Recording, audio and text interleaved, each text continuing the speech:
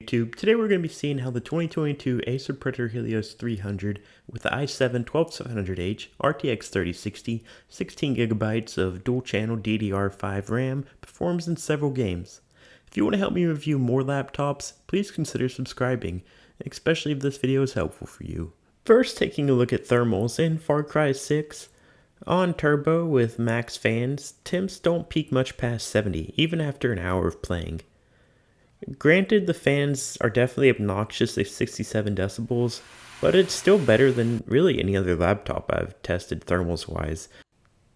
Playing for another hour with the laptop set one setting down from turbo at the extreme preset, we still see CPU temperatures barely hitting 80 degrees.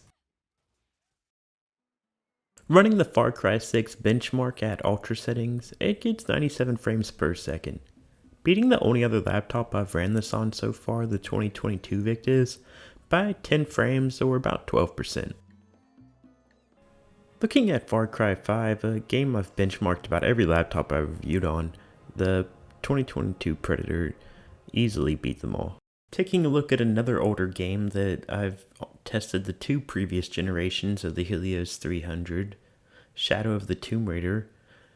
The 2022 Helios, it's got a 2 generations newer i7 12th gen and 40 more watts of power in its 3060. That was enough to net it a 40% improvement from the 2021 Helios that I reviewed last year that had the i7-10700H in it and only the 100 watt RTX 3060.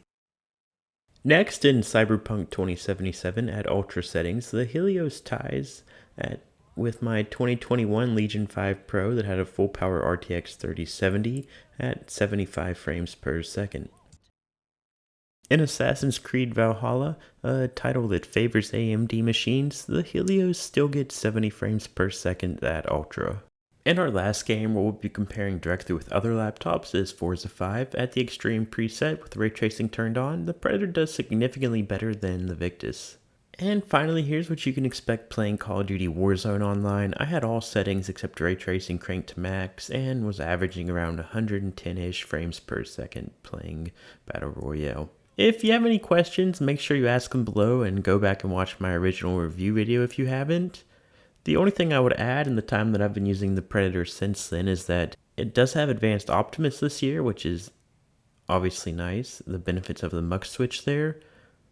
One thing I've found is that for some reason, if you're using an external monitor, you have to turn off the laptop display in order for it to not. It seems like if you have an external monitor hooked up, it uses the integrated graphics to run the laptop display. So that's one thing to keep in mind. But if you have any questions, ask them below. Thanks for watching.